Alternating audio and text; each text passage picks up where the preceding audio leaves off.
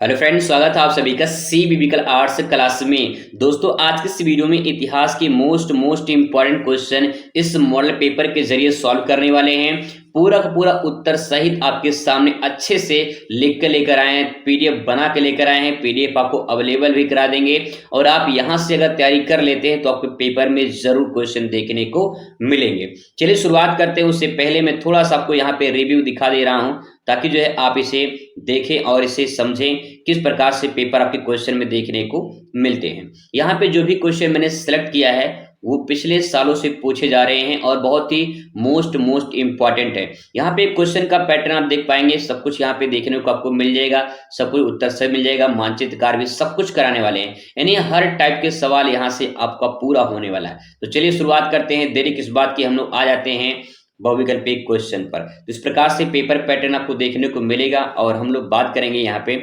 बहुविकल्पीय question. तो पहला question आपके सामने है, बंगाल में अस्थाई बंदोबस्त जिसे इस्तमरारी भी कहा जाता है, ये व्यवस्था किसने लागू की थी? तो ध्यान रखिएगा, कान पकड़ लीजिए कि आज के बाद आप भूलेंगे नहीं। तो कान यानी कार्नवालिस ध्यान रखेंगे, ठीक है। अस्थाई बंदोबस्त कार्नवालिस कान ध्यान रखेंगे। तो अस्थाई जो बंदोबस्त इस्तमरारी बंदोबस्त व्यवस्था है ये लॉर्ड कार्नवालिस के शासनकाल में शुरू की गई थी, ध्यान रखेंगे, ठीक है। आगे बात करते हैं, दोनों क्वेश्चन से रिलेटेड बहुत ही इंपॉर्टेंट क्वेश्चन है कि इस्तमरारी या अस्थाई बंदोबस्त बंगाल में कब लागू की गई थी, ठीक है। तो 1793 में, ठीक है, 1793 में ध्यान रखेंगे।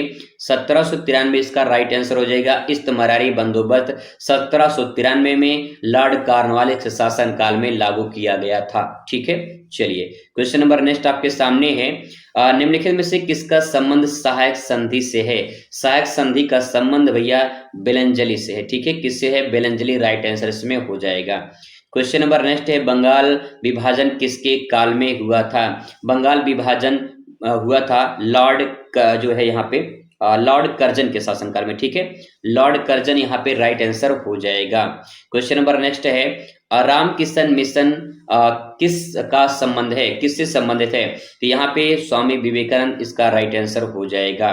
क्वेश्चन नंबर 6वां आपके सामने है, पाश्चात्य शिक्षा नीति किसके नेतृत्व में स्वीकार की गई थी? तो पाश्चात्य शिक्षा जो नीति है वो लॉर्ड विलियम बेंटिंक के जो है नेतृत्व में स्वीकार की गई थी।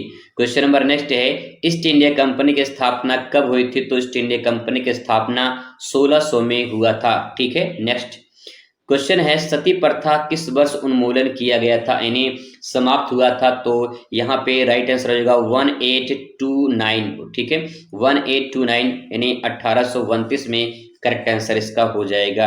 वहीं बात करें क्वेश्चन नंबर नेक्स्ट है, संथाल आंदोलन किससे संबंधित है? तो जो संथाल आंदोलन है ये जनजाति से संबंधित है, क्योंकि संथाल के लोग एक जनजाति के लोग हैं जो झारखंड में निवास करते हैं। भारत में पहला वायसराय कौन था? तो पहला वायसराय अगर बात करें, जैसे कि गवर्नर होते हैं ना, वायसराय गवर्नर, तो ऐसे ही यहाँ पे इसमें राइट आंसर आपका हो जाएगा लॉर्ड कैनिंग, ठीक है। लॉर्ड कैनिंग जो है इसमें पहला वायसराय माना जाता है। अब इसके बाद जो है यहाँ पे आपको सभी प्रश्नों का उत्तर यहाँ पे देखने को मिल जाएगा जो बहुविकल्पीय क्वेश्चन मैंने कराए हैं, ठीक है। अब यहाँ से इसके बाद बात करेंगे यहाँ पे अति लघु उत्तरीय प्रश्न। 11 से लेकर 15 तक आपका अति लघु उत्तरीय प्रश्न रहेगा। आइए इनको भी फटाफट देख लेते हैं, ठीक है। क्वेश्चन यहाँ पे है, इस्तमरारी बंदोबस्त क्या है या फिर अस्थाई बंदोबस्त क्या है, ये कहाँ लागू किया गया था, ठीक है। तो आइए देखते हैं।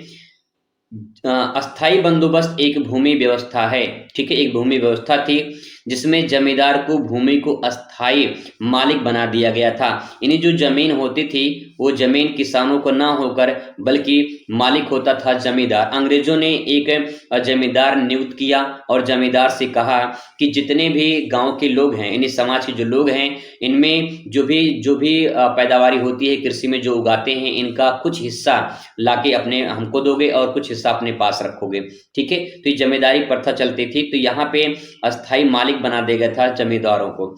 उन्हें हर साल सरकार के जो है तयशुदा राजस्व देना होता था। तयशुदा का मतलब होता है कि जो ब्रिटिश सरकार थी उस टाइम पे, अगर मान लो 100 मान लो कि 100 किलो अनाज हुआ, मान लेते एग्जाम्पल के में 100 किलो हुआ, ठीक है, तो 100 किलो में से जो है 90 किलो उनको देना और 10 किलो अपने पास रखना, ये जमींदारी प्रथा इस प्रकार से चलती थी। यह प्रणाली 1793 बंगाल, बिहार, उड़ीसा में लॉर्ड कॉर्नवालिस के द्वारा लागू की गई थी। तो एक बड़ी खतरनाक प्रथा थी। तो यहाँ पे जो भी किसान होते थे उन किसानों को जमीन जो है छीन लिया गया और उसका मालिक जमींदार को बना दिया गया। जो भी किसान जमीन पे पैदावारी करते हैं उसका कुछ हिस्सा जमींदार अपने पास रखता था और कुछ हिस्सा वो ब्रिटिश सरकार को देता था। यही प्रथा जमींदारी प्रथा या फिर अस्थाई बंदोबस्त या फिर इस्तमरारी के नाम से जानी जाती है। ध्यान रखिएगा, कोई भी तीनों में से पूछ ले, अस्थाई बंदोबस्त, इस्तमरारी या जमींदारी प्रथा, तीनों में से आंसर एक ही होगा। ठीक है, क्वेश्चन नंबर नेक्स्ट आपके सामने है, कॉलिन मैकेंजी कौन थे या क्यों प्रसिद्ध हैं या क्यों प्रसिद्ध थे? तो कॉलिन मैकेंजी की बात करें, ब्रिटिश के सर्वेयर में सर्वे करने वाले, निरीक्षण करने वाले पुरातत्वविद थे।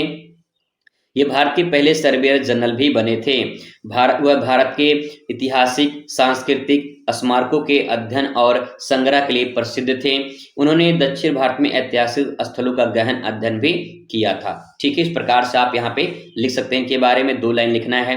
नेक्स्ट है क्वेश्चन है 1857 की क्रांति कब और कहाँ हुई थी? तो 1857 की जो क्रांति है वो 10 मई 1857 को मेरठ से शुरुआत हुई थी। ब्रिटिश ईस्ट इंडिया कंपनी के खिलाफ भारत का पहला संगठित विद्रोह था, जिसे प्रथम स्वतंत्रता संग्राम के नाम से भी जाना जाता है। ठीक है, चलिए क्वेश्चन नंबर 13 के बाद 14 आपके सामने यहाँ पे है, बहादुर शाह जफर कौन थे? बहादुर शाह जफर की बात करें तो बहादुर शाह जफर दिल्ली के या कह सकते हैं कि मुगल सम्राट के अंतिम शासक माने जाते हैं। बहादुर शाह जफर 1857 की क्रांति में विद्रोहियों ने अपना नेता घोषित किया था। उनकी सत्ता केवल नाम मात्र की थी, जो सत्ता थी इनकी नाम मात्र की थी। विद्रोह असफल होने के बाद अंग्रेजों ने इन्हें गिरफ्तार कर रंगून म्यांमार भेज दिया था। ठीक है, म्यांमार जो है इन्हें रंगून पड़ता है म्यांमार में, वहां भेज दिया था। तो इस प्रकार से पूरा मुगल सम्राट का पतन हो गया। तो जो बहादुर शाह जफर थे, वो बहादुर शाह जफर मुगल काल के अंतिम शासक थे। ये इनका जो राजा का काम होता पूरे साम्राज्य का संचालन करना, लेकिन ये नाम मात्र राजा थे। ठीक है, और जब 1857 क्रांति असफल हो गए तो अंग्रेजों ने इन्हें बाहर निकाल दिया कि जाओ भैया, काम खत्म यहाँ से तुम्हारा। ठीक है, आगे है 1857 की क्रांति के 2 कारण बताना है। तो पहला है सामाजिक और धार्मिक कारण। कहने का मतलब ये है कि अंग्रेजों के द्वारा भारतीय समाज और धर्मों में हस्तक्षेप, जैसे सती प्रथा पर रोक और नई शिक्षा प्रणाली, ये सब जो है 1857 क्रांति का कारण माना जाता है। वैसे सती प्रथा का अंत बहुत अच्छी बात थी, क्योंकि वहां पे सती प्रथा में महिलाओं को, पति के साथ महिलाओं को जिंदा जलाने की प्रथा सती प्रथा कहलाती है। तो ये प्रथा बड़ी खतरनाक थी। नेक्स्ट है, आगे 2 पॉइंट लिखेंगे इसमें, सैन्य कारण में सैनिक कारण। ठीक है, अंग्रेजी सेना में भारतीय सिपाहियों को साथ भेदभाव और चर्बी वाले कारतूस का इस्तेमाल ये धार्मिक भावनाओं को ठेस पहुंचाता था। जिसमें आपने नाम सुना होगा मंगल पांडे का। मंगल पांडे ने जब चर्बी वाले कारतूस को जो है मुंह से जो है पिन निकालने, मतलब मुंह से छिलने के लिए जब मना कर दिया था, तो इस प्रकार से उनके साथ दुर्व्यवहार हुआ और फिर विद्रोह कारण माना जाता है। ठीक है, अब बात करते हैं यहाँ पे लघु उत्तरीय प्रश्न की। तो लघु उत्तरीय जो प्रश्न आपके सामने यहाँ पे है, आइए इसको समझने की कोशिश करते हैं। तो देखिए, लघु उत्तरीय प्रश्न में यहाँ पे कुछ प्रकार से प्रश्न देखने को मिलेंगे। 16 नंबर प्रश्न से 21 तक के जो है आपको लघु उत्तरीय प्रश्न देखने को मिलेगा। आइए इनके उत्तर की बात करते हैं। तो देखिए, उत्तर में है 1857 की विद्रोह की असफलता के क्या कारण थे? 1857 में जो प्रथम स्वतंत्रता संग्राम हुई थी, ये असफल क्यों हुआ था? पहला कारण देखिए, नेतृत्व की कमी। देखिए, नेतृत्व की कमी का मतलब ये होता है कि एक अगुवाई होना चाहिए, एक नेता होना चाहिए जो आगे आगे उसको चलाने वाले। जैसे गांधी जी थे ना, भारत छोड़ो आंदोलन, नमक सत्याग्रह आंदोलन, गांधी जी लाठी लेकर आगे गए चलते थे और पूरा भारत के लोग उनके साथ में होता था। तो इस प्रकार से कोई अगुवाई नहीं था, नेतृत्व करने वाला कोई नहीं था। तो यहाँ पे विद्रोही के पास एक प्रभावी और संगठित नेतृत्व नहीं था कि कोई जो है उनको आगे मतलब कि फॉलो कर सके और मतलब कहे कि भाई तुम मेरे साथ रहो, मैं आगे चल रहा हूँ, मेरा साथ दो और जो है मैं काम करूंगा, इसमें हम लोग लड़ाई लड़ेंगे। ठीक है, इस प्रकार से कोई अगुवाई नहीं था। नेक्स्ट है सीमित क्षेत्र। सीमित क्षेत्र का मतलब ये है, यहाँ पे थोड़ा सा उसको जूम करते हैं और ठीक है, अब यहाँ पे दूसरा है सीमित क्षेत्र। इसमें कहा गया कि विद्रोह मुख्य रूप से उत्तर भारतीय तक सीमित ही रहे, दक्षिण भारत और बंगाल इससे अछूता रह गया। सीमित क्षेत्र का मतलब जैसे झांसी, फैजाबाद और इधर लखनऊ साइड में मेरठ, इस पूरे बेल्ट में उत्तर भारत में ही जो है सीमित रहा। अगर पूरे भारत में ये फैल गया होता तो शायद देश उस टाइम ही आजाद हो गया होता, लेकिन ये सीमित क्षेत्र में ही सीमित रहा। और उस टाइम पे तो सोशल मीडिया का जमाना नहीं था, कोई टेक्नोलॉजी उतनी हाई फाई नहीं थी कि लोगों तक खबरें तक पहुंचाया जा सके। अखबार के माध्यम से लोगों तक खबरें पहुंचती थी, और जब पहुंचती थी तब तक जो है मैटर शांत हो जाता था। ये प्रक्रिया चलती इस प्रकार से। अंग्रेजों की ताकत, देखिए अंग्रेजों की ताकत थी, अंग्रेजों ने बहुत बड़े लेवल पर जो अपने हथियार वगैरह बना रखे थे, ठीक है, तकनीकी ज्ञान उनके पास थी, शिक्षा थी उनके पास। तो अंग्रेजों के पास आधुनिक हथियार, ठीक है, जो आधुनिक हथियार थे वो इम्पोर्टेंट थे, और प्रशिक्षित सेना थी, मतलब कि ट्रेनिंग दी जाती थी उनको, और उनको बंदूक चलाने का ट्रेनिंग, कैसे क्या करना है, कैसे बचना है, कैसे क्या करनी है व्यवस्था, वो पूरी ट्रेनिंग दी जाती थी। तो उनके पास एक कुशल सेना थी, लेकिन भारत के पास कुशल सेना नहीं थी। भारत की गुटबाजी, जो भारतीय गुटबाजी थी उसमें भी देखने को मिला, कई भारतीय राजा और सामंत अंग्रेजों के साथ मिल गए, जिसमें संधियां और हैदराबाद के निजाम, ये सब मिलकर जो है कहीं न कहीं भारत के जो स्वतंत्रता संग्राम है, प्रथम स्वतंत्रता संग्राम, उसको कमजोर कर दिए। अगर भारत के लोग सभी लोग सहयोग किए होते तो एकता में शक्ति होती है, और एकता में शक्ति होती है तो इसका मतलब ये है कि अगर सब लोग सहयोग किए होते तो देश कब का आजाद हो गया होता। लेकिन कुछ लोग अंग्रेज साथ मिल गए, जो चट्टू टाइप के होते हैं ना, वो मिल जाते हैं ऐसे करके। नेक्स्ट है संसाधनों की कमी। विद्रोही के पास हथियार और धन की कमी थी, यानी अगर यहाँ से लोग लड़ाई करते तो किस आधार पे करते भाई, जब तक हथियार नहीं रहेगी तब तक लोग लड़ाई नहीं कर पाएंगे। आपके पास पेन नहीं रहेगा तो क्या आप लिख पाएंगे, जब भाई हथियार नहीं रहेगा तो लिख कैसे पाएंगे, ठीक है, इस प्रकार से लिख सकते हैं। नेक्स्ट है 1857 के प्रथम जो स्वतंत्रता संग्राम हुआ था, इसका स्वरूप क्या था, ठीक है, यानी जनता का स्वरूप क्या था, जनता के कैसे स्वरूप था वो देखना है। जिसमें लिखेंगे यह भारत का पहला संगठित विद्रोह था जिसे जनता का संग्राम कहा गया। किसानों, सैनिकों, कारीगरों और आम लोग एकजुट हो गए थे, लेकिन जो है वो एकजुट जो था, जो एकता थी, वो दिखाई नहीं दे रहा था, ठीक है। इसका स्वरूप राजनीतिक, सामाजिक और आर्थिक था। इसका स्वरूप कैसा था, राजनीतिक, सामाजिक और आर्थिक था। कहने का मतलब क्या है, कहने का मतलब आपको यहाँ पता चलेगा। राजनीतिक मतलब क्या, ब्रिटिश शासन को खत्म करना, पुराने राजा महाराजाओं को बहाल करना, ये यहाँ पे नीति थी, इसका स्वरूप था। यानी अगर ब्रिटिश शासन खत्म हो जाएगी तो राजा महाराजा फिर से आ जाएंगे, फिर से एक नई जिंदगी की शुरुआत होगी और लोग आजाद होकर अपना काम करेंगे, लेकिन यहाँ पे ऐसा नहीं हुआ। नेक्स्ट सामाजिक, सामाजिक की बात करें, अंग्रेजों का सामाजिक और धार्मिक नीतियों के खिलाफ गुस्सा था। जो अंग्रेजों के सामाजिक और धार्मिक नीतियां थी, वो समाज में बहुत सारी बुराइयां थी, बहुत सारी कुरीतियां चल रही थी, और जो धार्मिक नीतियां थी वो भी चल रही थी, तो इसके खिलाफ जो उनका गुस्सा था, इस प्रकार से ये भी एक तरह से माना जाता है स्वरूप। नेक्स्ट है आर्थिक, किसानों और मजदूरों को ब्रिटिश शोषण के खिलाफ विद्रोह करना। जो किसान होते थे, जो मजदूर होते थे, ब्रिटिश शोषण के खिलाफ विद्रोह करना। भाई सिंपल सी बात यह है कि अगर किसानों के साथ मजदूरों का शोषण होगा तो उसके खिलाफ विद्रोह जरूर किया जाएगा, तो ये भी एक तरह से स्वरूप माना जाता है, ठीक है। क्वेश्चन नंबर नेक्स्ट आपके सामने है, मतलब कि उसी का पॉइंट है कि 1857 क्रांति का परिणाम क्या हुआ, क्या परिणाम निकलकर सामने आए। तो देखिए परिणाम क्या निकलकर सामने आता है, मुगल शासन का अंत हो गया। जब 1857 क्रांति समाप्त हुई तो जो अंतिम शासक था बहादुर शाह जफर, इसका भी जो है खत्म हो गया, पतन हो गया, और बहादुर शाह जफर रंगून निर्वासित कर दिया गया, नहीं जो है रंगून इन्हें मेमार भेज दिया गया। दूसरा पॉइंट, ब्रिटिश सरकार का नियंत्रण। जब 1857 क्रांति जब असफल हो गई तो ईस्ट इंडिया कंपनी की जो है शासन समाप्त हो गया, और उसके बाद जो है ब्रिटिश सरकार के अधीन आ गया। पहले कंपनी शासन करती थी, लेकिन इसके बाद जो है कंपनी जब सफल नहीं हुई तो इसके बाद जो है ब्रिटिश सरकार जो है पूरे भारत को अपने कब्जे में ले लेता है, और पूरा ब्रिटिश सरकार भारत में आ जाती है, ठीक है। सैन्य सुधार करता है, और भारतीय सिपाहियों को संख्या कम कर दी गई, और सेना में अंग्रेजों की संख्या बढ़ा दी गई। सेना की संख्या में अंग्रेजों को बढ़ा दिया गया और भारतीयों को कम कर दिया गया, ठीक है। आगे देखिए नेक्स्ट पॉइंट इसमें लिख पाएंगे, राष्ट्रीय चेतना का उदय हुआ। यह क्रांति भारतीयों में एकता और स्वतंत्रता की भावना को मजबूत करने की कारण माना जाता है। यानी प्रथम स्वतंत्रता के संग्राम जो है शुरुआत तो वहीं से हो गई थी 1857 से ही। तो वहां से एक जैसे चिंगारी होती है ना आग लगाने वाली बात, तो चिंगारी वहीं से लग गई थी। धीरे धीरे धीरे करते करते, हालांकि काफी लंबा टाइम लगा 1947 में देश आजादी मिली देश को, तो काफी लंबा टाइम लगा, लेकिन चिंगारी 1857 से जल गई थी। नेक्स्ट क्वेश्चन आपके सामने है, अस्थाई बंदोबस्त से ईस्ट इंडिया कंपनी को क्या लाभ हुआ? अस्थाई बंदोबस्त से ईस्ट इंडिया कंपनी को क्या लाभ हुआ? देखिए, स्थिर राजस्व मतलब कंपनी को हर साल तयशुदा राजस्व मिलता था, जितना वो राजस्व तय करता था उतना जमींदारों को देता था, जो स्थिर और निश्चित होता था। अगर मान लो 100 किलो हुआ है तो उसमें से 90 किलो अंग्रेजों को देना है, ये तय था पूरी तरह से, चाहे उत्पादन हो या ना हो उसको देना ही देना है। ठीक है।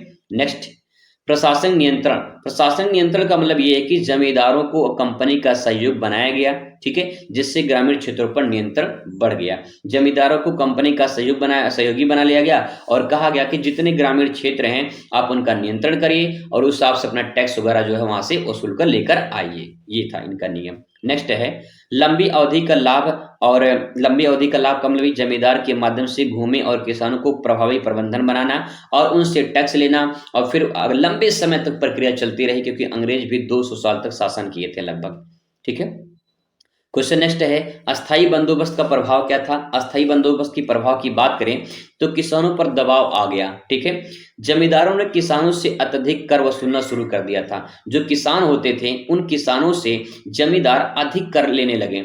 अब अधिक कर लेने लगे, जैसे मान लो अंग्रेजों ने कहा हमें 90 किलो चाहिए, तो अब 100 किलो तो लेना था उनको, 10 किलो अपने पास रखते थे। लेकिन जब जमींदारों की लालच बढ़ गई तो 90 किलो उनको देते थे, लेकिन किसानों से और मांग करने लगे कि अंग्रेज ज्यादा मांग रहे हैं, तो इसके बाद जो है वो 30 किलो अपने पास रखने लगे और ज्यादा मांगने लगे किसानों से। इस प्रकार से जो है अत्यधिक कर वसूलना ये जमींदारों के द्वारा शुरू किया। कृषि का पतन होने लगा धीरे धीरे, उच्च कर के द्वारा जो है और शोषण के कारण कृषि का क्षेत्र भी प्रभावित होने लगा। धीरे धीरे लोग कृषि से हटने लगे, कम खेती करने लगे। ये समस्या थी यहाँ पे। जमींदार का सशक्तिकरण। जमींदार का सशक्तिकरण का मतलब होता है जमींदार ही ताकतवर था, जमींदार ही सब कुछ था, जैसा जमींदार कहता था वैसा लोग करते थे। जमींदार अमीर बन गए लेकिन किसान गरीब होते चले गए। सिंपल सेंटेंस है भाई, जब किसान से जमींदार ऋण लेते चले गए तो जमींदार क्या होते चले गए? अमीर होते चले गए। और फिर यही प्रथा चली आ रही थी जमींदारी प्रथा। जब समाप्त की गई तब जाके कहीं कहीं भूमि सुधार हुआ। आगे, गरीबी और विद्रोह। किसानों और गरीबी और शोषण ने विद्रोह को असंतोष बढ़ावा दिया, जिसके कारण पूरी तरह से जब जमींदारी प्रथा पूरी तरह से हावी हो गई, गरीबी का आलम चरम सीमा पर पहुंच गया। बहुत जबरदस्त गरीबी देखने को मिली। ठीक है। क्वेश्चन नंबर नेक्स्ट आपके सामने है, असहयोग आंदोलन के बारे में बताना है। असहयोग आंदोलन क्या है? असहयोग आंदोलन का अर्थ है ब्रिटिश शासन के खिलाफ सभी प्रकार के सहयोग को बंद कर देना। महात्मा गांधी के नेतृत्व में 1920 में शुरू किया गया था। महात्मा गांधी जी ने कहा था कि अगर जो भारत के लोग हैं अगर अंग्रेजों का सहयोग ना करें तो अंग्रेज पल भर में ही धराशायी हो जाएं, लेकिन भारत के लोग सहयोग कर रहे हैं इसीलिए अंग्रेज इतना ताकतवर हो गए हैं। तो इसीलिए गांधी जी ने कहा, तो यहाँ पे असहयोग का मतलब है कि अंग्रेजों का यहाँ पे सहयोग ना करना, पूरी तरह से सहयोग बंद कर देना। और गांधी जी के द्वारा शुरुआत की थी 1920 में असहयोग आंदोलन। ठीक है। नेक्स्ट बात करें यहाँ पे असहयोग आंदोलन के कार्य क्या थे, क्या काम था इसमें? तो देखिए, सरकारी पद को त्याग देना। गांधी जी ने आह्वान किया था कि जितने लोग सरकारी नौकरी में हैं, सरकारी नौकरी, स्कूल, कॉलेज, अदालत में सबका बहिष्कार कर दिया जाए। कोई स्कूल नहीं जाएगा, कोई कॉलेज नहीं जाएगा, कोई सरकारी नौकरी नहीं करेगा अंग्रेजों का, कोई गुलामी नहीं करेगा, पूरी तरह से त्याग कर दीजिए। उनके कपड़े नहीं पहनेगा, पूरी तरह से त्याग कर दीजिए। त्याग हुआ था, कुछ दिन तक हुआ था, और धीरे धीरे करते करते जब 1922 में चौरी चौरा हत्याकांड हो गया तो उसी वक्त गांधी जी ने असहयोग आंदोलन वापस ले लिया था। ठीक है।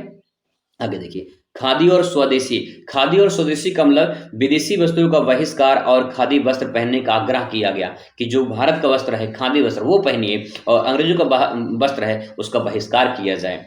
अहिंसा विरोध, अहिंसा विरोध का मतलब अहिंसक विरोध का मतलब ये है कि शांति और अहिंसा के माध्यम से ब्रिटिश शासन पर हम विरोध करेंगे, लड़ाई झगड़ा नहीं करेंगे, शांति से अहिंसा से हम लोग उसका विरोध करेंगे। ठीक है, नेक्स्ट है राष्ट्रीय आंदोलन को बढ़ावा दिया जाए। स्वराज की मांग पूरे देश में फैलाया गया और धीरे धीरे फैल रहा था, आज से आंदोलन निकल रहे थे धीरे धीरे, लेकिन जलियांवाला सॉरी चौरी चौरा हत्याकांड जब हुआ तो उसके बाद जो है गांधी जी ने असहयोग आंदोलन वापस ले लिया था।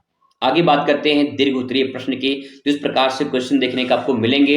अगर क्वेश्चन आपको आता है तो बहुत बढ़िया है, अगर नहीं आता तो अथवा करके क्वेश्चन और दिया रहेगा, आप उसे भी कर सकते हैं। दोनों में से कोई एक क्वेश्चन आपको करना होगा। ठीक है, इसके बाद ऐसे क्वेश्चन नंबर 23 रहेगा। इस क्वेश्चन को भी अगर नहीं आता तो आप यहाँ पे अथवा करके दिया रहता है, आप इसे कर सकते हैं। ऐसे 3 लॉन्ग क्वेश्चन देखने को मिलेंगे, तीनों में से कोई भी अथवा करके आपको एक करना होगा। ठीक है, तीनों में से मतलब कि एक क्वेश्चन आपको इसमें से, एक क्वेश्चन इसमें से, एक क्वेश्चन इसमें से देखने को मिलेगा। ठीक है, चलिए अब क्वेश्चन देखते हैं। यहाँ पे मैं आपको यहाँ पे 3 क्वेश्चन तो लॉन्ग क्वेश्चन लिखना है, मैं आपको 6 क्वेश्चन यानी जो अथवा करके दिया उसका भी आंसर आपको बताऊंगा। ठीक है, चलिए देखते हैं। क्वेश्चन यहाँ पे भारत छोड़ो आंदोलन के बारे में लिखना है। तो 1942 में इसकी शुरुआत हुई थी भारत छोड़ो आंदोलन की। इसका कारण क्या था, आइए सबसे पहले कारण पर नजर डालते हैं। तो कारण में सबसे पहले यहाँ पे लिखेंगे द्वितीय विश्व युद्ध। द्वितीय विश्व युद्ध कैसे कारण बना, आइए देखते हैं। भारत को ब्रिटिश सरकार ने युद्ध में बिना सहमति के शामिल कर दिया था। भारत के लोगों को, भारत के सैनिकों को जब द्वितीय विश्व युद्ध हुआ था 1939 से 1945 तक द्वितीय विश्व युद्ध चला था। तो द्वितीय विश्व युद्ध में अंग्रेजों ने यहाँ के भारत के जो सैनिक थे इनको बिना सहमति के युद्ध में ढकेल दिया था कि जाओ तुम लोग लड़ो हमारी तरफ से, ब्रिटेन की तरफ से लड़ो। ठीक है, नाम ब्रिटेन का होगा, भारत के लोग रहेंगे। ये देखिए चापलूसी देखिए, मतलब कि ये मतलब कि उनकी दिमाग और उनकी कोशिश देखिए इस प्रकार से। तो इस प्रकार से जो है द्वितीय विश्व युद्ध कारण बन गया, क्योंकि बिना सहमति के अगर आपको कहीं भेज दिया जाए, कहीं किसी से कुछ काम करने के या फिर किसी से लड़ने के लिए, तो आपको बुरा लगेगा। ठीक है, अगला पॉइंट है अंग्रेजों पर अविश्वास। अंग्रेजों पर अविश्वास यानी अंग्रेजों पर विश्वास नहीं था। ठीक है, भारतीय नेताओं का मानना था कि ब्रिटिश शासन अब लंबे समय तक भारत के हित में नहीं काम कर रही है, और भारत के हित में जब काम नहीं कर रही तो भारत के लोगों ने धीरे धीरे विद्रोह करना शुरू किया था। आगे तीसरा पॉइंट देखिए, स्वतंत्रता की मांग यानी आजादी की मांग की गई। भारतीय जनता अंग्रेजों को तुरंत देश छोड़ने की मांग कर रही थी, लेकिन धीरे धीरे करते करते अंग्रेजों ने अपना कूट डालो फूट डालो शासन को, इस प्रक्रिया को धीरे धीरे अपनाते रहे और लंबे समय तक शासन करते रहे। नेक्स्ट, क्रिप्स मिशन की असफलता। क्रिप्स मिशन की असफलता का मतलब यह है कि क्रिप्स मिशन भारतीयों को स्वतंत्रता के स्पष्ट वादे किए थे, इसमें असंतोष बढ़ गया था। मतलब कि आप किसी से एक बार वादा करिए और वादे से मुकर जाइए तो उसको बुरा लगेगा। वही बात यहाँ पे है, जब क्रिप्स मिशन आया था कि हम देश को आजाद कर देंगे, लेकिन फिर वो लोग मुकर गए अपने बातों से, तो फिर इसके बाद भारतीयों में असंतोष पैदा हो गया और फिर इसके बाद धीरे धीरे भारत छोड़ो आंदोलन का कारण बन गया। ठीक है, नेक्स्ट है असफलता के कारण क्या थे। क्या कारण था कि असहयोग आंदोलन असफल हो गया, तो देखिए नेताओं की गिरफ्तारी होने लगी। जब अलग अलग जगह पे आंदोलन हो रहे थे तो नेताओं की जो बड़े बड़े नेता थे उनकी गिरफ्तारी होने लगी। गांधी जी समेत बड़े नेताओं को आंदोलन में ही जो है गिरफ्तार कर लिए गए थे। जब 1922 में जलियांवाला चौरी चौरा हत्याकांड हुआ था तो चौरी चौरा हत्याकांड के बाद गांधी जी को जो है 6 साल की सजा सुना दी गई थी। हालांकि उनको 4 साल में ही रिहा कर दिया गया था, क्योंकि जो है उनकी तबीयत थोड़ा खराब हो गई थी। ठीक है, तो इस प्रकार से जो है यहाँ पे गांधी जी समेत जो बड़े नेता थे उनको गिरफ्तार कर लिया था अंग्रेजों ने। नेक्स्ट पॉइंट, अहिंसक तरीके का उल्लंघन। मतलब कि अहिंसक तरीके का उल्लंघन किया गया, आंदोलन में हिंसक घटनाएं होने लगी, जैसे कि गांधी जी नाराज हो गए, जिसमें चौरी चौरा हत्याकांड भी शामिल है। ठीक है, नेक्स्ट है ब्रिटिश दमन। ब्रिटिश दमन का मतलब ये है कि ब्रिटिश सरकार ने आंदोलन को दबाने के लिए कठोर कदम उठाए और अंग्रेजों ने एक कानून बनाकर और फिर भारतीयों को अलग अलग जेल में जो है बंद करना शुरू कर दिया था। समय की कमी, आंदोलन द्वितीय विश्व युद्ध के चलते पूरी तरह सक्रिय नहीं हो सका था, जिसके कारण ये भी एक तरह से इसका परिणाम माना जाता है। ठीक है, तो यहाँ पे कुछ पॉइंट हैं, आप इन्हें हेडिंग बना के अच्छे से लिख सकते हैं और इसका आंसर प्रेजेंट कर सकते हैं। बात करते हैं अगले क्वेश्चन पर जो अथवा करके दिया था, भारतीय संविधान की मूल विशेषताएं क्या है। भारतीय संविधान की मूल विशेषता क्या, आइए समझने की कोशिश करते हैं। पहला पॉइंट है लिखित संविधान। भारत का संविधान जो है विश्व का सबसे बड़ा लिखित संविधान माना जाता है, पहला पॉइंट। ठीक है, इसकी विशेषता हो जाएगी कि भारत का जो संविधान है वो विश्व का सबसे विस्तृत बड़ा लिखित संविधान माना जाता है। नेक्स्ट, संप्रभुता। संप्रभुता का मतलब ये है यहाँ पे कि भारत एक स्वतंत्र और संप्रभु राष्ट्र है, मतलब कि स्वयं पर निर्भर है, खुद पर आश्रित है, किसी पर निर्भर नहीं है। ठीक है, स्वयं प्रभु का मतलब अपना खुद का मालिक है, ये है यहाँ पे संप्रभुता का मतलब। ठीक है, आगे है लोकतंत्र। लोकतंत्र, भारत में संविधान देश की लोकतांत्रिक सरकार जो है प्रदान करती है, क्योंकि यहाँ लोकतांत्रिक सरकार में जनता सरकार बनाती है, तो इस प्रकार से लोकतांत्रिक सरकार बनती है। ठीक है, नेक्स्ट, धर्मनिरपेक्षता। धर्मनिरपेक्षता का मतलब कोई भी धर्म आधिकारिक धर्म नहीं है, सभी धर्म संविधान के नजर में समान है। ठीक है, नेक्स्ट, मूल अधिकार। नागरिकों को स्वतंत्रता, समानता, न्याय सुनिश्चित करने के लिए मूल अधिकार भी यहाँ पे दिए गए हैं। तो जो आम नागरिक है, मतलब कि यहाँ पे जो नागरिक लोग हैं भारत के, उन नागरिकों को समानता का अधिकार दिया गया है, स्वतंत्रता का अधिकार दिया गया है, न्याय का अधिकार दिया गया है, ये सब मूल अधिकार प्रदान किए गए हैं। नेक्स्ट है न्यायपालिका की स्वतंत्रता। न्यायपालिका कार्यपालिका विधायिका से स्वतंत्र होती है। जो न्यायपालिका है वो कार्यपालिका और विधायिका से आजाद स्वतंत्र है, उसके दबाव में न्यायपालिका काम नहीं करती है। ठीक है, आगे संघीय ढांचा। संघीय ढांचा का मतलब ये है कि भारत में केंद्र सरकार और राज्य सरकार दोनों की शक्तियां विभाजित हैं, यानी केंद्र सरकार और राज्य सरकार दोनों मिलकर काम करते हैं। इस पूरे जो है प्रक्रिया को संघीय ढांचा कहा जाता है। ठीक है, चलिए क्वेश्चन नंबर नेक्स्ट आपके सामने है। यहाँ पे नमक सत्याग्रह आंदोलन पर टिप्पणी लिखिए, या दांडी मार्च क्या है। 1930 में शुरुआत हुई थी नमक सत्याग्रह आंदोलन की। आइए बात करते हैं इसके बारे में डिटेल में। महात्मा गांधी ने 12 मार्च 1930 को 78 जो है सत्याग्रहियों के साथ में, यानी जो सत्याग्रही थे, जो सहयोगी थे, उनके साथ में साबरमती आश्रम से दांडी तक 240 मील की यात्रा की थी। ठीक है, यहाँ पे 240 किलोमीटर है। ठीक है, यहाँ पे सेंटेंस गलत लिखा गया है, यहाँ पे 240 किलोमीटर की यात्रा जो है यहाँ पे उन्होंने तय की थी 24 दिन में। कितने दिन में? 24 दिन में उन्होंने पूरा किया था। ठीक है, इस आंदोलन का उद्देश्य था ब्रिटिश सरकार द्वारा लगाए गए नमक कानून का विरोध करना, इसका उद्देश्य था। आइए इसके महत्व के बारे में चर्चा करते हैं। तो देखिए महत्व क्या था इसका। सार्वजनिक भागीदारी। सार्वजनिक भागीदारी मतलब सबकी भागीदारी थी, सबका सहयोग था, सबका साथ सबका विकास। इसमें सभी वर्गों के लोग शामिल हुए हैं। इसमें कोई भी ऐसे नहीं था कि इसमें उस जाति के लोग नहीं रहेंगे, उस धर्म के लोग नहीं रहेंगे। सभी जाति के लोग, सभी धर्म के लोग मिलकर इसमें आगे आए थे। ठीक है, क्योंकि कोई इसमें नमक तो सब खाते थे, चाहे जिस जाति के लोग हो, चाहे जिस धर्म के लोग हो, चाहे अमीर हो चाहे गरीब हो, सब लोग नमक खाते थे। अंग्रेजों ने चालाकी खेली, नमक पर टैक्स लगा दिया, कर लगा दिया, क्योंकि वो जानते थे कि गरीब अमीर सब लोग नमक खाते हैं और नमक पे अगर टैक्स लगा दिया तो ज्यादा हमें पैसा मिलेगा। ये चालाकी थी उनकी। तो इसीलिए गांधी जी ने ये आंदोलन शुरू किया था। इसे दांडी मार्च या नमक सत्याग्रह आंदोलन के नाम से जाना जाता है। इसके बाद अहिंसक आंदोलन, दूसरा पॉइंट इसमें, गांधी जी ने अहिंसक तरीके से अंग्रेजों को चुनौती दी थी। मतलब कि इसमें ऐसा नहीं कि मारपीट हुआ, अहिंसक मतलब कि बड़े शांतिपूर्वक, आराम से, प्रेम भावना, विनम्र निवेदन करके भैया हम आपका बात नहीं मानेंगे, हम नमक पे टैक्स नहीं देंगे, क्योंकि अमीर तो दे देगा लेकिन गरीब बेचारे कहाँ से देंगे, इसलिए नमक पे टैक्स जो है कर को हटा दिया जाए, ये उनकी मांग थी।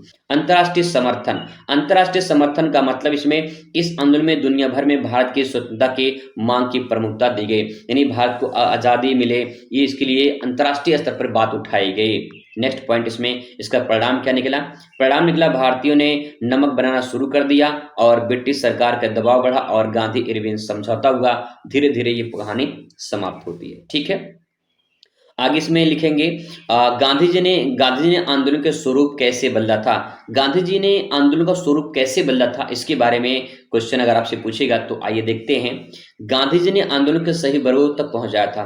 गांधी जी ने जो आंदोलन था, चाहे उनका नमक सत्याग्रह आंदोलन हो, भारत छोड़ो आंदोलन हो, चंपारण सत्याग्रह आंदोलन हो, ये सब जो आंदोलन है ये सभी वर्गों तक पहुंचाया था, चाहे जिस जाति के हो, चाहे जिस धर्म को हो, सभी तक उन्होंने पहुंचाया था। नेक्स्ट है, उन्होंने अहिंसा और सत्याग्रह का मुख्य हथियार बनाया था। उन्होंने कहा था हम हिंसा नहीं करेंगे, हम सत्याग्रह, सत्य के लिए आग्रह, सत्याग्रह कहलाता है।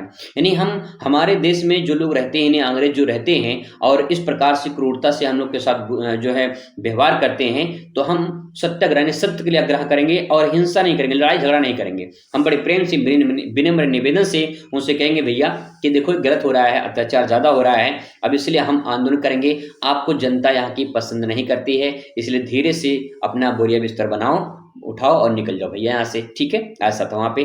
नेक्स्ट है महिलाओं और गरीबों को आंदोलन में सक्रिय भागीदारी बनाना। इसमें गरीबों को और महिलाओं को अगर इसमें आंदोलन में भागीदारी बनाया जाएगा तो उसमें ज़्यादा सक्रिय होगा, ज़्यादा एक्टिव रहेगा, तो ये इन्होंने ये तरीका अपनाया था। आंदोलन राष्ट्रव्यापी और जन आंदोलन के नाम से जाना जाता है। यानी जो राष्ट्रव्यापी था, राष्ट्रव्यापी यानी जन आंदोलन पूरी तरह से दुनिया दुनिया में पूरे भारत में फैल गया था और पूरे राष्ट्र जो है कि राष्ट्र के लोगों के अंदर जुनून बन गया था कि देश को आज़ादी मिलनी चाहिए, ठीक है। क्वेश्चन नंबर नेक्स्ट आपके सामने आएगा कि 1857 की क्रांति के परिणाम क्या हैं, क्या मिला था परिणाम 1857 की क्रांति के, ठीक है। तो इसको देखिए, ईस्ट इंडिया कंपनी का जो है अंत हो गया और 1858 कंपनी का शासन समाप्त हो गया था। नेक्स्ट पॉइंट है ब्रिटिश ताज का नियंत्रण, यानी ब्रिटिश का जो ताज था उसका नियंत्रण ब्रिटिश सरकार बन गई, ठीक है। भारत सीधे ब्रिटिश सरकार के अधीन आ गया। अगला पॉइंट, मुगल शासन का अंत हो गया, बहादुर शाह जफर निर्वासित मुगलों का शासन समाप्त हो गया। नेक्स्ट है फूट डालो और राज करो, ये सबसे बड़ी कूटनीति थी अंग्रेजों की, फूट डालो और राज करो। अंग्रेजों ने हिंदू मुस्लिम की एकता को तोड़ने के लिए नीति बनाई और फूट डालो और राज करो का एक नारा दिया और इस प्रकार से वो राज करते रहे। नेक्स्ट है सेना में सुधार, भारतीय सैनिकों को संख्या कम कर दिया गया और अंग्रेजी सेना को संख्या को बढ़ा दिया गया, ये पूरी तरह से प्रक्रिया अपनाई गई, ठीक है। नेक्स्ट है राष्ट्रीय आंदोलन की प्रेरणा, इस आंदोलन में स्वतंत्रता संग्राम के लिए आधार तैयार किया गया जहां से माना जाता है कि चिंगारी यहीं से निकली थी, ठीक है। आगे बात करते हैं नेक्स्ट इसके जो है कारण क्या थे, तो देखिए 1857 की क्रांति के कारण बात करें तो राजनीतिक कारण है। इसमें लॉर्ड डलहौजी की हड़प नीति से जो है राजाओं में असंतोष उत्पन्न होता है। हड़प नीति का मतलब जो है कि राजा के जो सम्राट थे उसको हड़प लेता था अंग्रेज, ठीक है, और अंग्रेज जब हड़प लेते थे इस प्रकार से राजाओं में असंतोष पैदा हो गई और फिर क्रांति का कारण माना जाता है। नेक्स्ट आर्थिक कारण, अंग्रेजों की नीतियों में भारतीय किसानों, व्यापारियों और मजदूर जो वर्ग थे, गरीब जो वर्ग थे, इनको गरीबी में धकेलना और उनसे ज्यादा धन कमाना, ये अंग्रेजों की लालसा थी, उनकी मंशा थी। नेक्स्ट पॉइंट है धार्मिक और सामाजिक कारण, मतलब ये है अंग्रेजों की नीतियां भारतीय परंपराओं और धर्म के खिलाफ थी। कहने का मतलब ये है कि जो अंग्रेजों की नीतियां थी वो भारतीय परंपराओं और धर्म के खिलाफ थी, क्योंकि वो मानते थे कि जो यहाँ पे जो बुराइयां हैं उनकी धर्म में परंपराओं में है, इनकी संस्कृति में है, तो उसको चिढ़ते थे, वो बुरा मानते थे इस बात को लेकर, ठीक है। आगे देखिए सैन्य कांड में चर्बी वाले कारतूस में सैनिकों को धार्मिक भावनाओं को ठेस पहुंचाया गया, जैसे मंगल पांडे थे उसमें, ये मुख्य भूमिका निभाए थे उसमें, ठीक है। तो ये सैनिक कांड भी समझ सकते हैं इसमें। इसके बाद सो आता है यहाँ पे ऐतिहासिक तिथियां, 10 क्वेश्चन आपसे पूछा जाएगा, यहाँ पे आपके सामने दिया गया है 10 इंपॉर्टेंट पॉइंट। तो देखिए क्वेश्चन यहाँ पे आपसे पूछा जाएगा 1920 में क्या हुआ था, तो उसके सामने ऐसे लिख देंगे 1920 में असहयोग आंदोलन की शुरुआत हुई थी, इसमें खिलाफत आंदोलन भी एक तरह से सहयोग मतलब एक तरह से काम किया था साथ में आकर, ठीक है। नेक्स्ट है 1919 में जलियांवाला बाग हत्याकांड हुआ था और रॉलेट एक्ट का विरोध किया गया था। 1965 में क्या हुआ था, 1965 में ईस्ट इंडिया कंपनी के बंगाल की दीवानी अधिकार मिले थे, ठीक है। नेक्स्ट है 1856 की बात करें तो अवध का विलय हुआ था, 1857 की क्रांति की नींव पड़ी थी। वो बात करें 1858 में तो भारतीय ब्रिटिश ताज का अधीन ईस्ट इंडिया कंपनी का खत्म जो है 1858 में हुआ था। 1818 की बात करें तो मराठा साम्राज्य का पतन हुआ था और अंग्रेजों का भारत में प्रभुत्व जो है आ गया था। अगर इसके डेट में अगर कुछ भी आपको डेट अगर आपको याद है तो आप उसको भी लिख सकते हैं। 1336 में विजयनगर साम्राज्य की स्थापना हुई थी जिसमें हरिहर बुक्का ने किया था। 540 ईसा पूर्व में क्या हुआ था, तो 540 ईसा पूर्व में महावीर स्वामी का जन्म हुआ था जो जैन धर्म का विकास करते हैं। 320 ईसा पूर्व में चंद्रगुप्त मौर्य ने मौर्य साम्राज्य की स्थापना की थी और 321 ईसा पूर्व में नंद वंश का अंत और चंद्रगुप्त मौर्य का राज्य रोहण हुआ था, ठीक है, यानी स्थापित हुआ था, ठीक है। 10 पॉइंट इसको लिख सकते हैं। इसके बाद आएगा आपका मानचित्र वाला प्रश्न, तो मानचित्र में इस प्रकार से क्वेश्चन पूछा जाएगा, ठीक है। 5 क्वेश्चन यहाँ पे दिए गए हैं, जैसे वह स्थान जहां गौतम बुद्ध ने प्रथम उपदेश दिया था सारनाथ वाराणसी में, वह स्थान जहां 1857 की क्रांति हुई थी उत्तर प्रदेश मेरठ में, ठीक है। वह स्थान जहां शेख सैयद चिश्ती का दरगाह स्थित है तो फतेहपुर सीकरी हो जाएगा। वह स्थान जहां महावीर स्वामी का जन्म हुआ था वैशाली कुंडग्राम में। वह स्थान जहां चौरी चौरा हत्याकांड हुआ था गोरखपुर में हुआ था, ठीक है। ये आंसर हो गया। अब आइए इसको मानचित्र में भरते हैं। तो मानचित्र में इस प्रकार से एक ब्लैंक आपको मानचित्र मिलेगा, इसको आपको भरना होगा, ठीक है। आइए इसको भरते हैं। तो सबसे पहला जो क्वेश्चन पूछा है, क्वेश्चन है वह स्थान जहां गौतम बुद्ध ने प्रथम उपदेश दिया था वाराणसी सारनाथ, ठीक है। अब देखिए यहाँ पे जो है इस प्रकार से जो है आपको भारत का नक्शा देखने को मिलेगा। ये देखिए नेपाल है, ठीक है, ये नेपाल है और नेपाल जो है ये नेपाल है और इस नेपाल का जो आधा हिस्सा है, ठीक है, आधा हिस्सा यूपी का है और आधा हिस्सा आपका बिहार का बॉर्डर टच करता है। अब यहाँ पे आपको यूपी में भरना है तो आप जो है यहाँ पे करीब में आप भर दीजिए। तो यहाँ पे जो है यहाँ पे लगभग यहाँ पे आप भर दीजिए और यहाँ पे लिख दीजिए वाराणसी, ठीक है। इस प्रकार से आप वाराणसी यहाँ पे लिख देंगे और यहाँ पे लिखने के बाद जो है वाराणसी हो जाएगा। और फिर उसके बाद जो है यहाँ पे क्वेश्चन नंबर डाल देंगे। क्वेश्चन नंबर 26 का जो है यहाँ पे फर्स्ट है, क्वेश्चन नंबर 26 का फर्स्ट डाल देंगे, बस काम हो जाएगा। इतना काम आपको करना होगा, ठीक है। इसके बाद क्वेश्चन नंबर दूसरा रहेगा। नेक्स्ट क्वेश्चन आपके सामने है, 1857 की क्रांति का प्रारंभ कहाँ से हुआ था? मेरठ में हुआ था। तो आपको बता दें मेरठ देखिए यहाँ पे कहाँ भरेंगे, तो ये जो टर्निंग पॉइंट है नेपाल का, इसको ध्यान रखेंगे। जस्ट इसी के सामने दिल्ली है, ठीक है, और दिल्ली के जस्ट नीचे यहाँ पे आपको मेरठ देखने को मिलेगा। तो आप यहाँ पे जो है यहाँ पे आप मेरठ भर दीजिए और जो क्वेश्चन नंबर है क्वेश्चन नंबर जरूर यहाँ पे फिल करेंगे। मान लीजिए दूसरा है तो यहाँ पे आप दूसरा यहाँ पे फिल कर देंगे, बस काम हो गया। सही स्थान भरने का, सही नाम भरने का 2 नंबर आपको मिलेगा, ठीक है। चलिए क्वेश्चन नंबर तीसरा देखिए। क्वेश्चन नंबर तीसरा कह रहा है कि वह स्थान जहां शेख सलीम चिश्ती का दरगाह स्थित है, तो फतेहपुर सीकरी पड़ता है आपका आगरा में, तो वही ध्यान रखेंगे। ये टर्निंग पॉइंट ध्यान रखेंगे। इसके सामने यहाँ पे दिल्ली और दिल्ली की थोड़ा सा नीचे और आएंगे यहाँ पे लगभग तो आपको यहाँ पे आगरा पड़ेगा। यहाँ पे आगरा में आप यहाँ पे फतेहपुर सीकरी भर सकते हैं, ठीक है, फतेहपुर सीकरी इस प्रकार से आप यहाँ पे भर देंगे। क्वेश्चन नंबर डाल देंगे, तीसरा है तो यहाँ पे 3 नंबर यहाँ पे फिल कर देंगे, बस इतना काम करना होता है, ठीक है। इसके बाद चौथा नंबर क्वेश्चन पूछ रहा है कि महावीर स्वामी का जन्म कहाँ हुआ था? तो वैशाली कुंड ग्राम में है। तो यहाँ पे मैंने आपको बताया था कि आधा नेपाल बिहार का टच करता है, तो यहाँ पे अगर आप भर देंगे तभी आपका काम हो जाएगा। यहाँ पे वैशाली कुंड ग्राम आप यहाँ पे लिख सकते हैं, ठीक है, वैशाली कुंड ग्राम आपका काम हो जाएगा। क्वेश्चन नंबर जरूर डाल देंगे। ध्यान रखें क्वेश्चन नंबर गलत हो गया तो आपका मिस्टेक हो जाएगा। लास्ट क्वेश्चन, चौरी चौरा हत्याकांड कहाँ हुआ था? गोरखपुर में। तो आप यहाँ पे मानचित्र में आ जाइए और यहाँ पे जो है आप इस प्रकार से भर देंगे, ठीक है, यहाँ पे लगभग तो यहाँ पे आप भर सकते हैं, यहाँ पे गोरखपुर क्वेश्चन नंबर जो रहेगा वो आप फिल कर देंगे, आपका काम यहाँ पे हो जाएगा। इस प्रकार से मानचित्र जो है आपको यहाँ पे पूरा फिल करना है, ठीक है। इतिहास की मोस्ट इंपॉर्टेंट क्वेश्चन बहुविकल्पीय साथ में लघु उत्तरीय क्वेश्चन भी कवर करने वाले हैं। तो चलिए शुरुआत करते हैं। आप पेपर के हिसाब से पूरा का पूरा पेपर सॉल्व करने वाले हैं। सबसे पहले 50 इंपॉर्टेंट बहुविकल्पी क्वेश्चन आपको दिखा देंगे, ठीक है, उत्तर सहित आपको मिल जाएगा, पीडीएफ भी आपको अवेलेबल करा देंगे। तो चलिए शुरुआत करते हैं, फटाफट यहाँ पे तैयारी शुरू करते हैं। तो पहला क्वेश्चन आपके सामने यहाँ पे आ चुका है। पहला क्वेश्चन है कि लोथल का उत्खनन आरंभ किसके द्वारा किया गया था? आप भी एक बार कमेंट करके बताइएगा कि इसका राइट आंसर क्या होगा और कितने आंसर जो है आपके सही होते हैं, इसका भी जवाब आप दीजिएगा, ठीक है। तो इसमें राइट आंसर क्या हो जाएगा? एस.आर. राव इसमें करेक्ट हो जाएगा। तो इसका राइट आंसर हो जाएगा एस.आर. राव, ठीक है। चलिए भाई आगे बढ़ते हैं। क्वेश्चन नंबर नेक्स्ट आपके सामने है, निम्न से किसने समुद्रगुप्त की प्रयाग प्रशस्ति लिखी थी? तो प्रयाग प्रशस्ति लिखी थी हरिसेन ने, इसमें राइट आंसर हरिसेन हो जाएगा, ठीक है। नेक्स्ट है तीसरा नंबर क्वेश्चन आपके सामने यहाँ पे आ चुका है।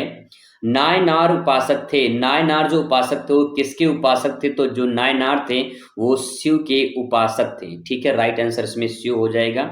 आगे बात करते हैं। नेक्स्ट नंबर क्वेश्चन है, निम्न में से किसने खालसा पंथ के स्थापना की थी? तो खालसा पंथ के स्थापना जो है इसमें राइट आंसर आपका हो जाएगा गुरु गोविंद सिंह, ठीक है, गुरु गोविंद सिंह इसमें राइट आंसर आपका हो जाएगा।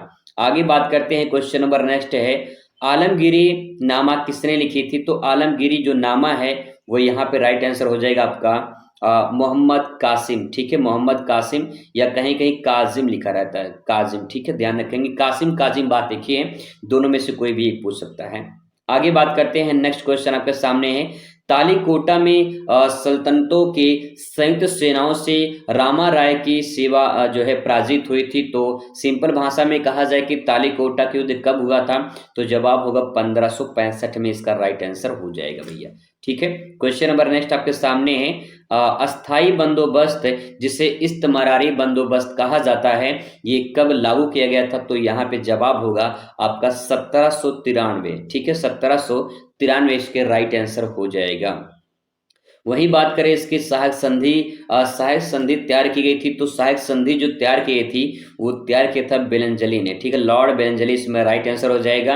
आप ध्यान रखिएगा बेलंजली को। ठीक है, क्वेश्चन नंबर नेक्स्ट आपके सामने है, क्वेश्चन है कि खिलाफत आंदोलन का नेतृत्व किसने किया था? मोहम्मद अली ने या शौकत अली ने या फिर इन दोनों ने? तो आपका जवाब होगा कि इन दोनों ने जो है इसकी शुरुआत की थी खिलाफत आंदोलन की। ठीक है, क्वेश्चन नंबर नेक्स्ट आपके सामने यहाँ पे है, भारत छोड़ो आंदोलन की शुरुआत कब हुई थी? तो भारत छोड़ो आंदोलन की शुरुआत 1942 में हुई थी और इसी में गांधी जी ने करो या मरो का नारा दिया था और ये जो है मुंबई से इसकी शुरुआत हुई थी। क्वेश्चन नंबर 10 हो चुका है। अब इसका आंसर आप यहाँ पे देख पाएंगे, इसका आंसर भी मैंने यहाँ पे लिख दिया, इस प्रकार से आप यहाँ पे देख पाएंगे आंसर सबको जो है यहाँ पे आपको देखने को मिल जाएगा। ठीक है, ताकि जब पीडीएफ आए आप इसे तो आसानी से इसे रिवाइज कर सकें। चलिए क्वेश्चन नंबर नेक्स्ट आपके सामने आ चुका है। 10 क्वेश्चन आपके खत्म हो चुके हैं, अब फिर 10 क्वेश्चन नेक्स्ट यहाँ पे आ चुके हैं। 50 इंपॉर्टेंट क्वेश्चन पूरे किताब का निचोड़ आपके सामने लेकर आए हैं। ठीक है, क्वेश्चन है, विशाल अन्नागार का साक्ष्य हड़प्पा सभ्यता के किस स्थल से प्राप्त हुआ है?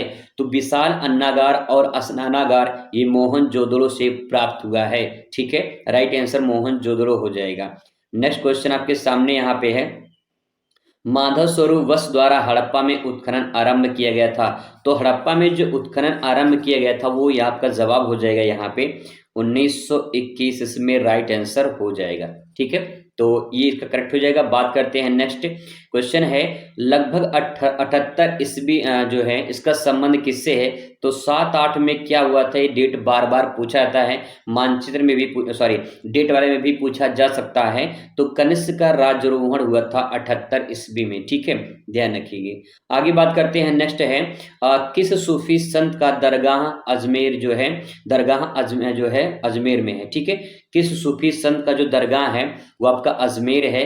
तो यहाँ पे राइट आंसर क्या हो जाएगा? मोइनुद्दीन चिश्ती का। ठीक है, राइट आंसर क्या हो जाएगा इसमें? मोइनुद्दीन चिश्ती का इसमें करेक्ट आंसर हो जाएगा भैया। ठीक है, आगे बात करते हैं। यहाँ पे नेक्स्ट क्वेश्चन आपके सामने है, हुनूज दिल्ली दूर अस्त किसने कहा? कि एक किसका कथन है? तो हुनूज दिल्ली दूर अस्त ये कथन है भैया औलिया का, निजामुद्दीन औलिया इसमें राइट आंसर आपका हो जाएगा। ठीक है, निजामुद्दीन औलिया का राइट आंसर हो जाएगा।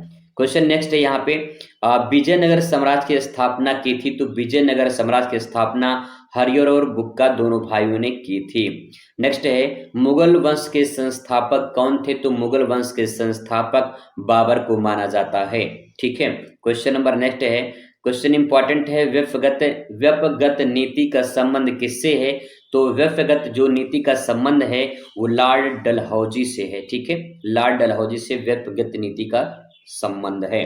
क्वेश्चन नंबर नेक्स्ट है, माई एक्सपेरिमेंट विथ ट्रूथ के लेखक कौन है? तो माई एक्सपेरिमेंट विथ ट्रूथ के लेखक महात्मा गांधी इसमें राइट आंसर हो जाएगा। क्वेश्चन नंबर नेक्स्ट आपके सामने 10वां है, राज्यसभा का पदेन अध्यक्ष कौन होता है? तो उपराष्ट्रपति इसमें करेक्ट आंसर हो जाएगा। 20 क्वेश्चन आपके सामने हो चुके हैं और इन सभी प्रश्नों का उत्तर आपको यहाँ मिल जाएगा। ठीक है, इस प्रकार से आप देख पाएंगे, इसमें सारे आंसर मैंने लिख दिए हैं ताकि जो आप इसे देख पाए। ठीक है, चलिए अब बात करते हैं, नेक्स्ट क्वेश्चन आपके सामने आ चुका है, देखते हैं इसका आंसर। निम्नलिखित में से कौन सा महावीर का मूल नाम था? महावीर का नाम जो है मूल नाम वर्धमान, इसमें राइट आंसर हो जाएगा। क्वेश्चन है, अर्थशास्त्र के लेखक थे। तो अर्थशास्त्र के लेखक कौटिल्य या चाणक्य के नाम से जाना जाता है, जिन्हें विष्णुगुप्त के नाम से भी जाना जाता है। राइट आंसर विष्णुगुप्त हो जाएगा। क्वेश्चन नेक्स्ट है, वासुदेव किस धर्म के मुख्य देवता थे? तो वासुदेव जो थे वो आपके बता दें, इसमें राइट आंसर हो जाएगा वैष्णव धर्म के। ठीक है, वैष्णव धर्म के इसमें करेक्ट आंसर हो जाएगा। नेक्स्ट है चौथा नंबर क्वेश्चन, विजयनगर साम्राज्य की स्थापना कब हुई थी? तो आप सभी को पता होगा 1336 में। 1336 में हरिहर और बुक्का ने विजयनगर साम्राज्य की स्थापना की थी। क्वेश्चन आगे बात करते हैं, मोइनुद्दीन चिश्ती का दरगाह कहाँ पे है? तो देखिए मोइनुद्दीन चिश्ती का जो दरगाह है वो घुमा फिरा क्वेश्चन पूछा जाता है, इसमें राइट आंसर आपका अजमेर हो जाएगा। ठीक है, चलिए क्वेश्चन नंबर नेक्स्ट है, साइमन कमीशन भारत कब आया था? तो साइमन कमीशन भारत आया था 1928 में। इसमें गो बैक का नारा भी, साइमन गो बैक का नारा भी दिया गया था। क्वेश्चन नेक्स्ट है, the discovery for the discovery of India पुस्तक के लेखक कौन है? तो इसमें जवाब होगा Jawaharlal Nehru. The discovery of India पुस्तक के लेखक जवाहरलाल नेहरू हो जाएंगे। क्वेश्चन नेक्स्ट है, शिवाजी का राज्याभिषेक किस वर्ष हुआ था? तो शिवाजी का राज्य जो अभिषेक हुआ था वो 1674 में हुआ था। ठीक है। नेक्स्ट है शाहजहां का शासन काल में जो है किस काल का चरमोत्कर्ष हुआ था? तो यहाँ पे वास्तुकला, किस कला का, यहाँ पे कला होगा, किस कला का चरमोत्कर्ष हुआ था, शुरुआत हुई थी यहाँ पे? तो यहाँ पे वास्तुकला इसका राइट आंसर हो जाएगा। नेक्स्ट है क्वेश्चन नंबर 10वां है, रॉलेट एक्ट कब भारत आया था? तो रॉलेट एक्ट आया था भैया 1919 में। ठीक है, रॉलेट एक्ट 1919 में आया था, जब उसी टाइम पे उसके बाद जो है जलियांवाला बाग हत्याकांड होता है। तो राइट आंसर 1919 हो जाएगा। तो 10 क्वेश्चन ये आपके सामने हो चुके हैं, इसका आंसर आप यहाँ पे देख पाएंगे, सभी का आंसर जो है आपको यहाँ पे मिल जाएगा। ठीक है, चलिए, अगर कोई मिस्टेक हो जाती है तो आप इसके संशोधन कर सकते हैं, देख सकते हैं यहाँ पे। क्वेश्चन हम बात करते हैं यहाँ पे। नेक्स्ट है, मोहनजोदड़ो की खोज कब हुई थी? तो मोहनजोदड़ो की खोज हुई थी भैया 1922 में। ठीक है, 1922 इसका राइट आंसर हो जाएगा। और नेक्स्ट है, जातक लिखे गए थे, तो जातक लिखे गए थे इसका राइट आंसर हो जाएगा आपका पाली में। ठीक है, जातक जो है वो लिखे गए थे पाली भाषा में। क्वेश्चन नंबर नेक्स्ट है, प्रथम स्वर्ण मुद्राएं जारी की गई थी। तो प्रथम जो स्वर्ण मुद्राएं हैं वो आपके कुषाणों के द्वारा जारी किया गया था। ठीक है, आगे है क्वेश्चन नंबर नेक्स्ट है, मृच्छ कटिका की रचना किसने की थी? तो मृच्छ कटिका की जो रचना है वो शूद्रक ने की थी। ठीक है, इसमें राइट आंसर हो जाएगा आपका शूद्रक हो जाएगा। क्वेश्चन बात करते हैं आगे, अवध के रियासत को किसने एक गिलास फल या चेरी कहा था? तो अवध की जो रियासत है, एक गिलास फल का चेरी किसने कहा था? तो राइट आंसर इसमें हो जाएगा आपका डलहौजी। ठीक है, इसमें करेक्ट आंसर डलहौजी आपका हो जाएगा। क्वेश्चन नंबर नेक्स्ट बात करते हैं, पाश्चात्य शिक्षा नीति किसके नेतृत्व में स्वीकार की गई थी? तो इसमें राइट आंसर हो जाएगा आपका लॉर्ड विलियम वेंटिक इसमें राइट आंसर हो जाएगा। क्वेश्चन नेक्स्ट है दोस्तों आपके सामने है, 1929 में भारतीय राष्ट्रीय कांग्रेस का वार्षिक अधिवेशन कहाँ हुआ था? तो जवाब हो जाएगा लाहौर में। और यहाँ पे पूर्ण स्वराज की मांग भी की गई थी। 1929 में लाहौर में अधिवेशन हुआ था और यहाँ पे पूर्ण स्वराज की मांग भी की गई थी। क्वेश्चन नंबर नेक्स्ट है, द्वितीय गोलमेज सम्मेलन हुआ था। तो जवाब हो जाएगा भैया द्वितीय गोलमेज सम्मेलन 1931 में, इसका राइट आंसर हो जाएगा। नेक्स्ट है, बंच ऑफ होल्ड लेटर्स का संपादक कौन है? तो उसमें जवाब हो जाएगा जवाहरलाल नेहरू करेक्ट हो जाएगा। ठीक है, क्वेश्चन नंबर 10वां आपके सामने है, महात्मा गांधी 2 दशक बाद देश वापस आए थे। तो कब आए थे? 1915 को। ठीक है, 1915 को। तो सारे क्वेश्चन का आंसर यहाँ पे देखने को मिल जाएगा आपको। ठीक है, ये 10 क्वेश्चन आपको इस प्रकार से देखने को मिल जाएगा। ठीक है, अब बात करते हैं नेक्स्ट 50वां क्वेश्चन आपके सामने, मतलब 40 तो हो चुका है, अब आ जाएंगे यहाँ पे 50 क्वेश्चन। तो देखिए क्वेश्चन है, अलबरूनी का किताब उल हिंद कितने अध्यायों में विभाजित किया गया है? तो इसमें राइट आंसर हो जाएगा 80 अध्यायों में विभाजित किया गया है। इब्न बतूता पहने जूता किस देश का था? इब्न बतूता की बात करें, इब्न बतूता जो था ये मोरक्को देश का था, और मोरक्को जो पड़ता है वो अफ्रीका महाद्वीप में पड़ता है। ठीक है, अफ्रीका महाद्वीप इस प्रकार से है, और जो मोरक्को देश है वो मोरक्को देश यहाँ पे पड़ता है। ठीक है, एकदम बॉर्डर पे। तो इस प्रकार से मोरक्को यहाँ पे है। नेक्स्ट बात करते हैं, अलबरूनी ने अपनी पुस्तक तारीख हिंद को किस भाषा में लिखा है? तो जो भाषा है भैया ये है आपका अरबी भाषा। ठीक है, अरबी भाषा में इन्होंने लिखा है। नेक्स्ट है, फ्रांसवा वर्नियर कहाँ का निवासी था? फ्रांसवा वर्नियर नाम से स्पष्ट है, फ्रांस। ठीक है, तो फ्रांस में स्थित है। नेक्स्ट क्वेश्चन, निजामुद्दीन औलिया का दरगाह कहाँ स्थित है? तो निजामुद्दीन औलिया का जो दरगाह है वो राइट आंसर हो जाएगा आपका दिल्ली। ठीक है, क्वेश्चन नंबर नेक्स्ट बात करें तो अमीर खुसरो की सूफी संत के शिष्य थे। तो अमीर खुसरो के जो सूफी संत थे इसमें भी राइट आंसर आपका निजामुद्दीन औलिया हो जाएगा। क्वेश्चन नंबर नेक्स्ट है, महबूब ए इलाही किनको बोला जाता था? तो महबूब ए इलाही निजामुद्दीन औलिया को बोला जाता था। क्वेश्चन नेक्स्ट है, विजयनगर साम्राज्य की स्थापना कब की गई थी? तो यहाँ पे 14वीं शताब्दी इसका राइट आंसर हो जाएगा। क्वेश्चन नंबर 9 है आपके सामने, जल संबंधी संरचनाओं में से विजयनगर की सबसे महत्वपूर्ण नदी का नाम क्या था?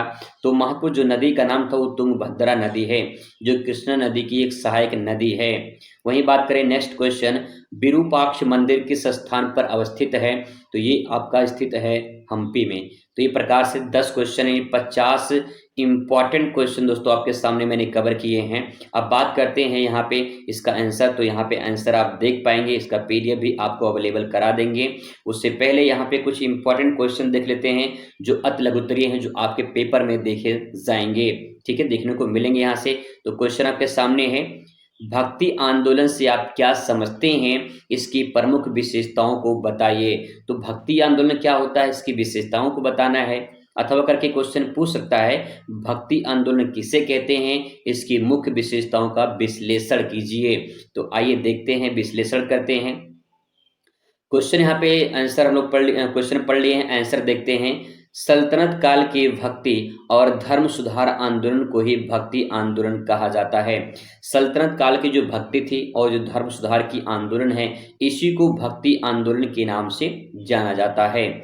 इसको और डिफाइन करते हैं तो कह सकते हैं, अर्थात हम कहेंगे इसमें कि सल्तनत काल में हिंदुओं ने अनेक ऐसे धार्मिक विचारक हुए जिन्होंने भक्ति को अधिक महत्व दिया, धर्म सुधार करने जो है आंदोलन प्रारंभ किया, जो भक्ति आंदोलन के नाम से विख्यात हुआ।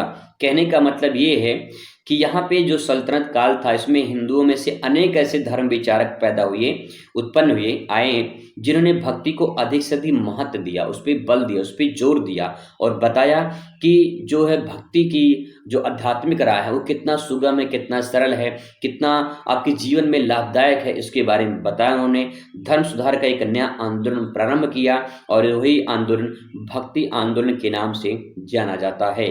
ठीक है, अब आइए इसके बारे में थोड़ा और डिटेल में समझने की कोशिश करते हैं। तो यहाँ पे देखेंगे, इस आंदोलन का इतिहास आचार्य शंकराचार्य के काल से शुरू होता है। भक्ति काल के संतों ने बहुदेववाद का खंडन किया है। भक्ति काल के जो संत थे उन्होंने बहुदेववाद का मतलब बहुत से देवताओं को खंडन किया है कि अगर इस दुनिया में देवता हैं, ईश्वर हैं, तो ईश्वर एक है। इसीलिए उन्होंने कहा कि एकेश्वरवाद पर उपदेश दिया है, यानी अगर इस दुनिया में कोई ईश्वर है तो ईश्वर एक है। यहाँ पे बहुदेव यानी बहुत से देवता नहीं है, ईश्वर एक है। एकेश्वरवाद में उन्होंने विश्वास किया। उन्होंने कर्म कांड और जाति के भेद को विरोध किया है। जो कर्म कांड मतलब कि लोग कहते हैं कि जैसा कर्म करेंगे वैसा आपको मिलेगा, और जाति भेद जो था, जाति व्यवस्था चलती थी उसका, और मूर्ति पूजा का भी खंडन किया है। तो यहाँ पे समझ सकते हैं, कर्म कांड और जाति भेद और मूर्ति पूजा का भी खंडन किया है उन्होंने। ठीक है, और भक्ति से ईश्वर को प्राप्त करने का उपदेश दिया है। अगर आपको मानना है, ईश्वर की आराधना करनी है, ईश्वर को पूजना है, तो आप ईश्वर को मान सकते हैं, लेकिन मूर्ति पूजा इन्होंने खंडन किया है। जाति व्यवस्था को भी इन्होंने गलत बताया है, और जो कर्म कांड है इसको भी इन्होंने गलत बताया है, इसका विरोध किया है। ठीक है, इसी इतिहास में भक्ति आंदोलन को जाना, इसी को जो है इतिहास में भक्ति आंदोलन के नाम से जाना जाता है। ठीक है, आगे देखते हैं इसकी विशेषताएं क्या है। तो विशेषताएं देख लेते हैं। परिभाषा से ही विशेषता निकलती है, तो यहाँ से जो है आपको जो भी मिलेगा वो परिभाषा से विशेषता देखने को मिलेगा। भक्ति काल की विशेषताएं क्या है, तो देखिए भक्ति काल की विशेषताएं या प्रमुख शिक्षाएं की बात करें, अगर आपसे विशेषताएं पूछता है तब भी आंसर होगा, अगर शिक्षाएं पूछेगा तब भी आंसर यही होगा। ठीक है, इसमें लिखेंगे, भक्ति आंदोलन के समर्थक एकेश्वरवाद में विश्वास करते थे। पहला पॉइंट ये है, एकेश्वर मतलब एक ईश्वर में विश्वास करना, ये भक्ति आंदोलन के समर्थक मानते थे, पहला पॉइंट।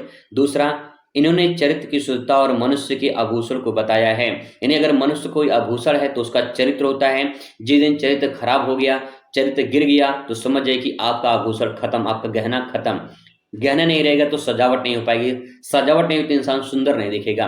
तो कहने का मतलब ये कि अगर मनुष्य श्रृंगार करता है आभूषणों से, तो उसका जो चरित्र है वही उसका आभूषण है। अगर जिस दिन चरित्र खत्म हो गया, चरित्र गिर गया, तो आभूषण खत्म, यानी सुंदरता खत्म हो जाएगी। ठीक है, दूसरा पॉइंट इन्होंने बताया है, संतों ने जाति प्रथा पर और जो है कर्मकांड पर जो है मूर्ति पूजा पे इसका भीषण प्रहार किया है। यानी संतों ने जाति जो प्रथा थी उस पर भीषण प्रहार किया है, ठीक है, इसको खंडन किया है। नेक्स्ट पॉइंट इसमें लिखेंगे, सच्चे हृदय से भगवान की भक्ति करने से मोक्ष की प्राप्ति होती है। अगर आपको ईश्वर को मानना है, ईश्वर को समझना है, ईश्वर को जानना है, अध्यात्म को प्राप्त करना है, तो सच्चे हृदय से आप ईश्वर की प्रार्थना करिए। सच्चे दिल से मानिए कि ईश्वर क्या है, ईश्वर को समझिए, ईश्वर को जो है उसके बारे में जानिए, ईश्वर को कैसे प्राप्त कर सकते हैं। तो आप जब भक्ति करेंगे, आराधना करेंगे, तो आप मोक्ष को प्राप्त हो जाएंगे। ठीक है, नेक्स्ट इसमें है, मोक्ष के लिए संन्यास आवश्यक नहीं है। कुछ लोग सोचते हैं कि अब सन्यासी बन जाएं और सन्यासी बन जाएंगे तो मोक्ष की प्राप्ति हो जाएगी। ऐसा नहीं है, आपको सन्यास लेने की जरूरत नहीं है। आप चाहते हैं ईश्वर को प्राप्त करना, मोक्ष की प्राप्ति चाहते हैं, तो आप ऐसे ही आराधना कर सकते हैं। ऐसा जरूरी नहीं कि सन्यास को ही ग्रहण कर ले तभी जो है हम मोक्ष को प्राप्त होंगे, ऐसा कुछ भी नहीं है। इन्होंने इसका खंडन किया है। छोटी बड़ी ऊंच नीच का भेदभाव को नहीं माना है। छोटे बड़े ऊंच नीच समाज में चलती थी प्रथाएं, उस प्रथाओं को इन्होंने खंडन किया, उसको नहीं माना है। मूर्ति पूजा के भी इन्होंने क्या किया, विरोध किया था।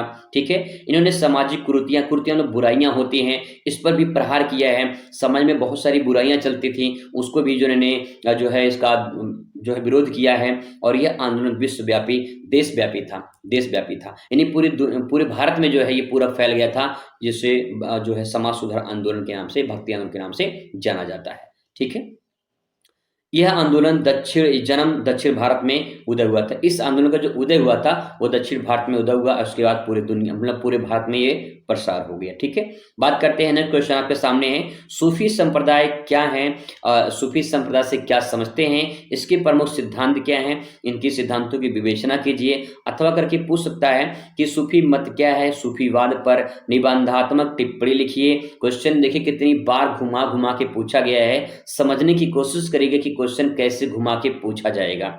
सूफी संत के प्रमुख योगदान तथा उनकी विशेषताओं का उल्लेख कीजिए, ऐसा देखो आपको देखने को मिलेगा। ठीक है, तो क्वेश्चन कैसे घुमाता है आप यहाँ पे देख पा रहे होंगे। सूफीवाद की मूलभूत सिद्धांतों का वर्णन कीजिए, सूफी संप्रदाय क्या है, इनकी प्रमुख विशेषताओं को बताइए। अलग अलग सेट में अलग अलग तरीके से पूछा जाता है, बस आप क्वेश्चन समझ जाए कि पूछा क्या जा रहा है, आंसर सबका एक ही होगा। आइए देखते हैं आंसर की बात करें तो सूफी जो दर्शन है वो इस्लाम धर्म के मंच से विकसित होने वाला विश्व का एक प्रमुख धर्म माना गया है। ठीक है, जो सूफी दर्शन है वो इस्लाम धर्म के मंच से विकसित होने वाला विश्व का एक प्रमुख धर्म है, जो मूल रूप से इस्लाम धर्म को आधारित है। ये जो सूफी दर्शन है ये किसको आधारित है, जवाब होगा इस्लाम धर्म को आधारित है।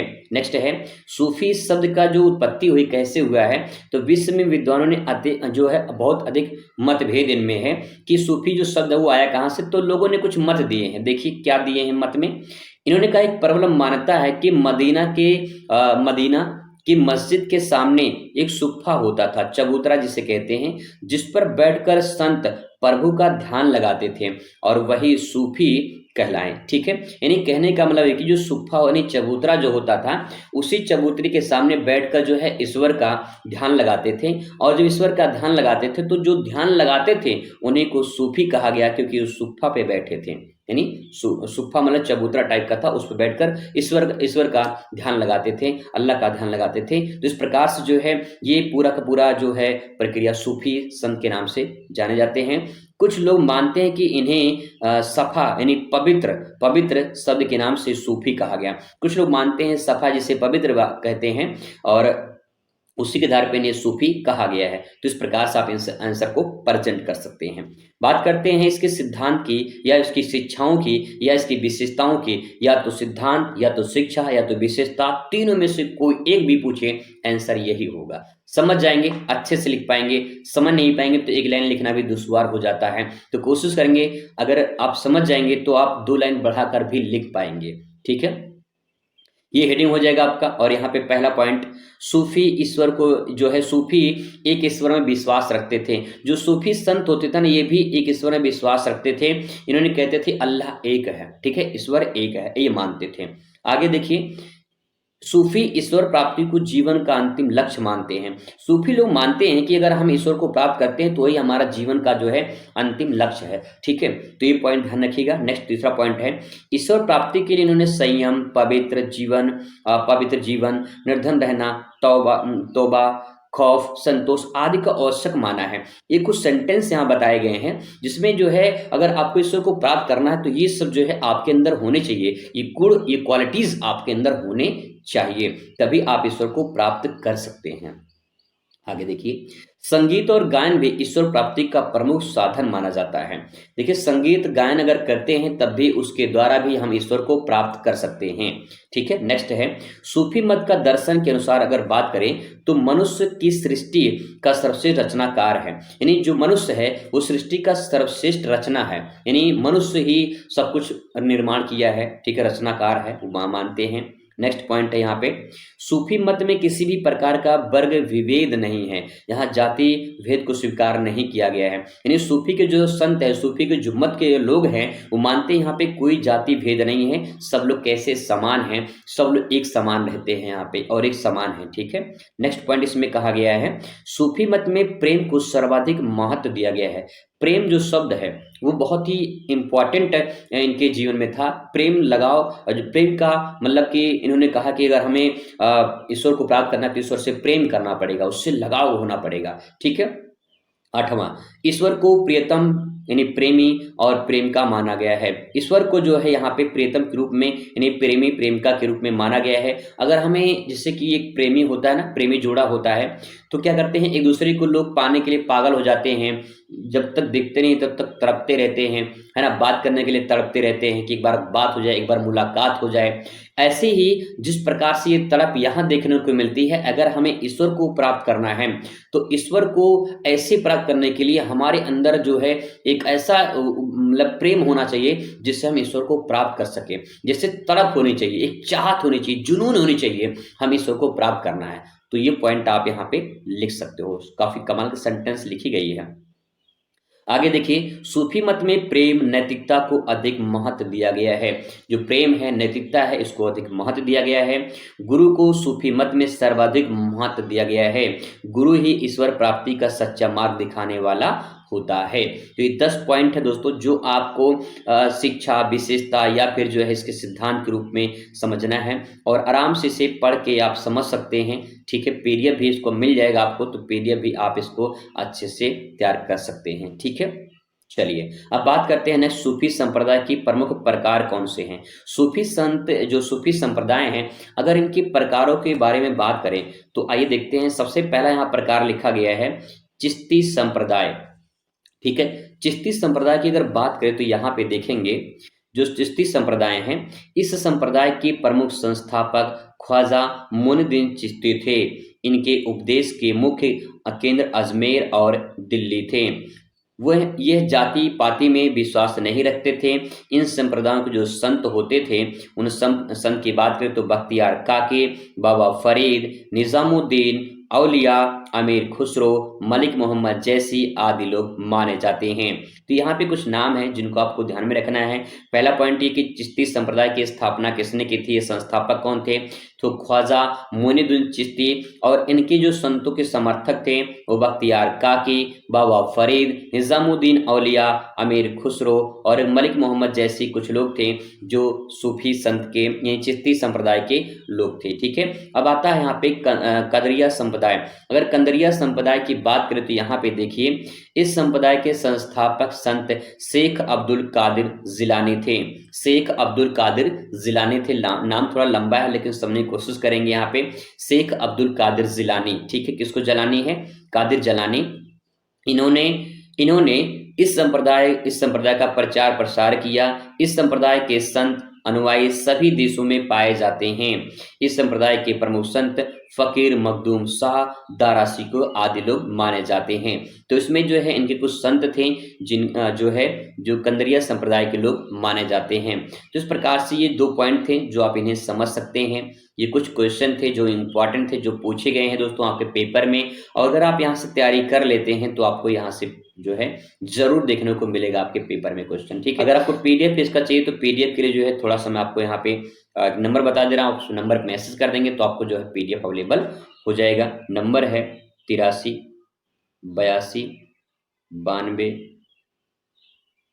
83 82 92 47 99। ठीक है, 83 82 92 47 99 ये नंबर है। आप इस पे व्हाट्सएप कर देंगे तो मैं आपको अवेलेबल करा दूंगा। चलिए मुलाकात करते हैं अगली वीडियो में, तब तक खुश रहिए, मस्त रहिए और जिंदगी में स्वस्थ रहिए। धन्यवाद।